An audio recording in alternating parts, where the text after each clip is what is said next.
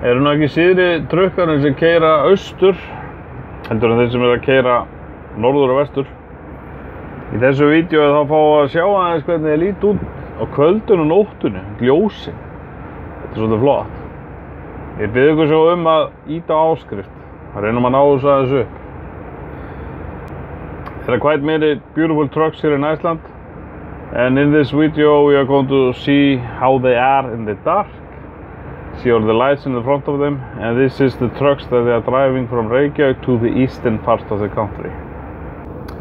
I would also like you to push the subscribe button, which is usually here down below. Thanks.